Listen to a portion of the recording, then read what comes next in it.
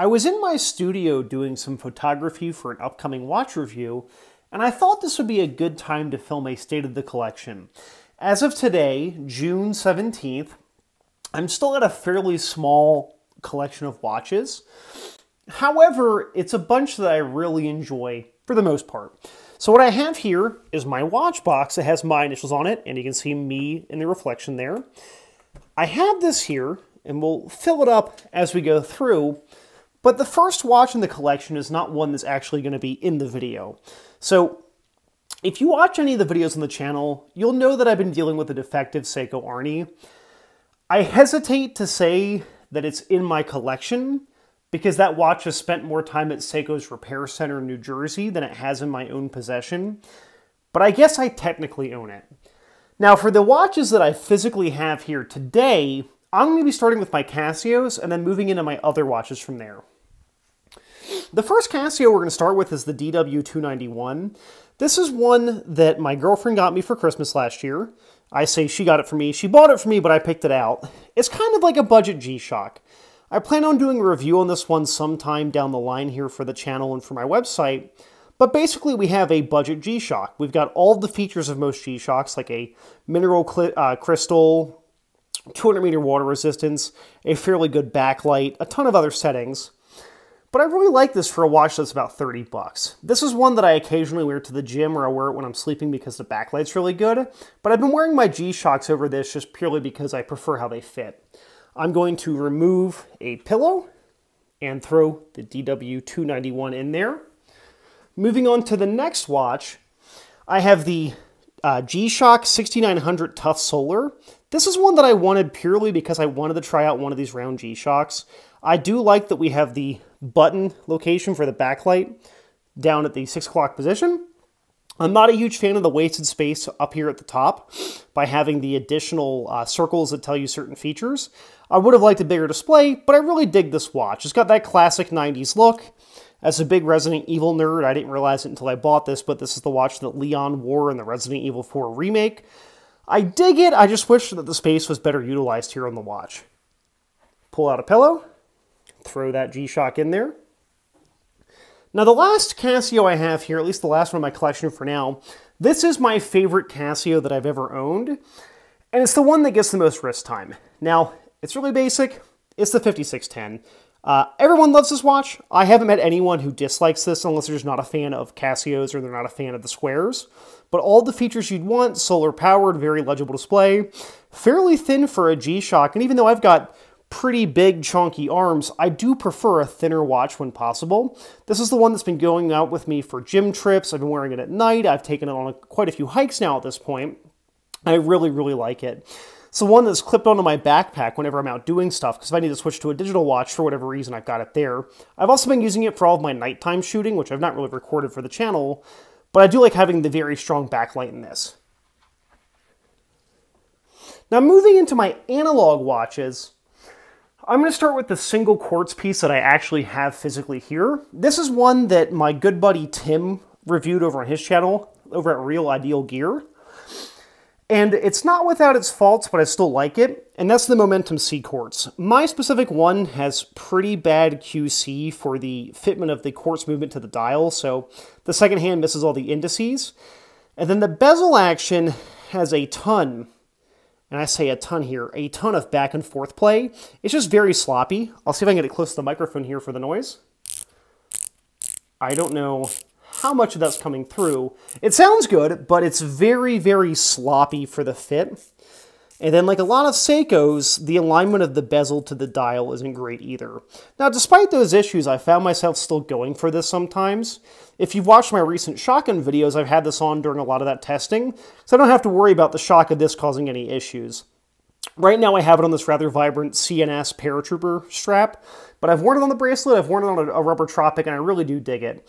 I do like quartz, even though I'm about to show a bunch of mechanical watches, I love quartz watches.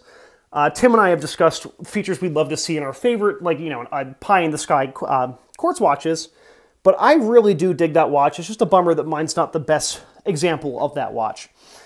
The next one I'm going to show here is one that I didn't purchase. Tim actually gave this one to me, so I think it's a Pierre Paulin. I believe this is a French company, but the watches are made in China. It is a manual wind only, small seconds, time only watch. He gave this to me when he sent back the Momentum after I sent it to him to review. And truth be told, I've not really worn this. I'm weird. One trend you'll see on all of my watches is that I need to have the date on here. I'm someone that looks at the date a lot when I'm writing a check or signing something or making plans.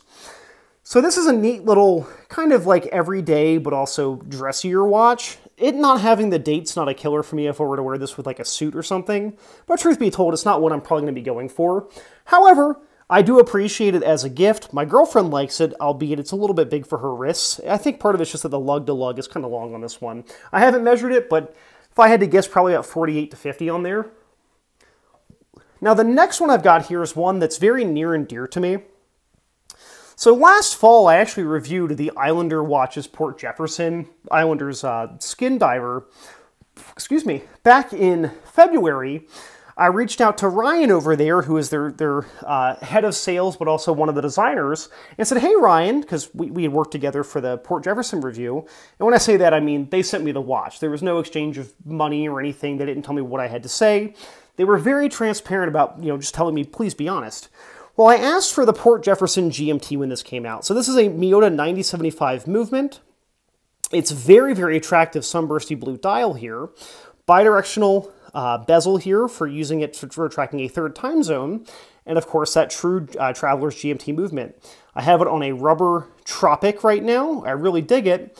This one's very near and dear to me because this is the first watch that I've borrowed for test and evaluation that I wanted to buy. I actually own this. I bought it from Islander when I was done with the review process.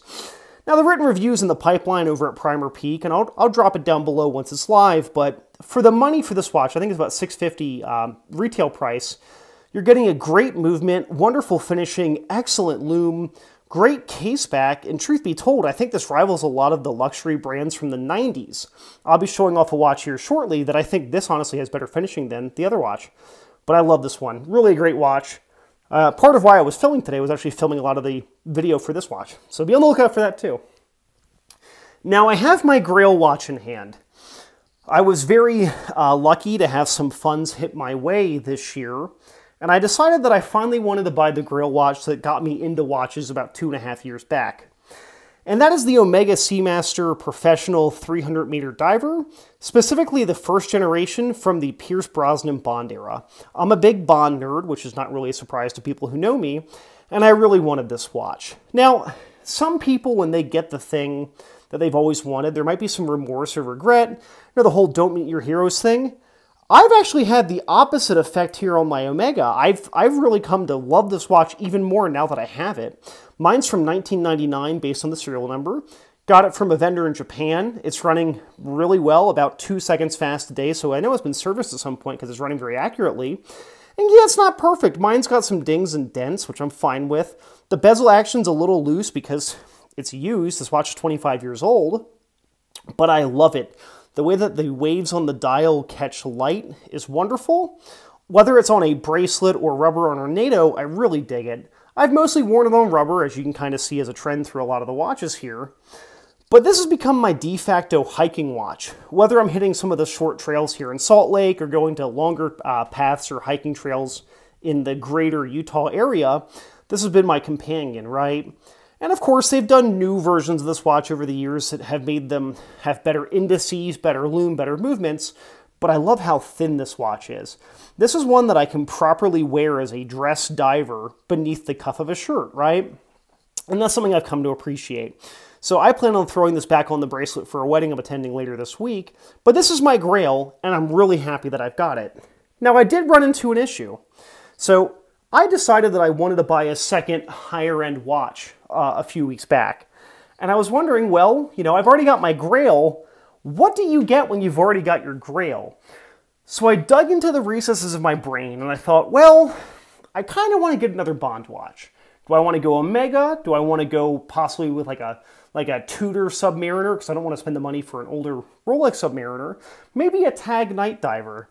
Well, I decided to stick with my brain, and I got myself an Omega Planet Ocean. This is one of the first generation models. This one technically isn't film correct for the Bond films because I have the red indices at the 3 spots there. But truth be told, I prefer how the red pops over the black and white. I've only had this about a week. I have it with the bracelet, but again, I'm a guy who prefers nice, soft, supple rubber. I love this watch. It's funny that my Seamaster 300 is my grail. This is just a better watch. I mean, the bezel action is significantly better. It sounds better here. Again, I don't know how much that's coming through, but it sounds better. It's more tactile. It's tighter. Sure, it's a physically newer watch, this one being made in 2011, but just the broad hands I find are more legible for reading the time quickly. Yeah, it's thicker than the 300 meter. I mean, we do have more water resistance, not that it matters for me, but I just really love the more kind of... It's funny to say that this is an older watch, but this is more classic looking. It was very obvious and very apparent when Omega decided to do this about 20 years back, that this is more of a callback to the 1950s, where this was trying to be contemporary for the 90s, right? Now, I love them both. If I had to, sell everything, or if my house was burning, this is the one that I'd want to keep, even though it is honestly a worse watch for build quality and all that. I'll get the bezel action on this one here. It sounds good. And again, I don't know how much that's coming through, but it sounds good. It's just a little bit looser. And it's funny, a little story here. We all enjoy stories. When I first got this watch back at the start of the year, I was very happy with it. And one night I remember I was playing games, sitting on the couch, and I rotate the bezel because of almost like a little fidget spinner thing. And it stops twisting. I'm rotating and it locks up. So I Google, hey, my bezel's stuck, what do I do? People said run the watch under some warm water in your sink and just crank on it. I did that and sand came out of it. So I'd like to know that the previous owner of this actually used this watch as, at the beach or hiking or whatever. They used it somewhere where they were near sand, right? So I thought, well, I bought one that was already got some dings and dents. I got to put my own dents in there. This is one that, it sounds weird to say that a watch that cost more than my first car is my beater watch, but I went hiking last week, did 7 miles with my girlfriend, and we saw rattlesnakes and waterfalls and all that, and this is what was on my wrist, not one of my G-Shocks. Not to disparage those, because truthfully, these are the two watches that I would be happy owning and using for the rest of my life. But this is the one that I've been voluntarily going out of my way to use more and more. So, yeah. This is my mid-year update to the State of the Watch collection. If you watched the last one, you're like, well, Paul, most of your watches from before are gone. Part of reviewing stuff is that I cycle through a lot, right? I really loved the 2 Glycenes I had, but I hit a point where I wasn't wearing them anymore, and I'm not going to keep holding on to things I'm not using. So I sold the Combat Sub and gave away a lot of my vintage watches, and I have no regrets. With how the collection is right now, barring maybe this G-Shock, the Momentum, and this Pierre Paulin, I can see a lot of this changing, right? I've got sentimental attachment to my Seamaster Professional. The G-Shock is a watch that I've always got use for. And of course, I've got a connection to the Islander because it was one that was, loaned to me to test, and I liked it so much I wanted to keep it. And there's something about that for me that I want to hold on to it. It's funny that I primarily do firearms-related content, and I have significantly more emotional attachment to my wristwatches than I do to any of my guns. But maybe that's just the specific brain worms eating my brain right now. So what do you think? Do you have a favorite watch in my collection? Do you think they're all stupid? Should I get rid of them and buy a Rolex? I don't know. I don't plan on doing that, but tell me what you think. Thanks for watching.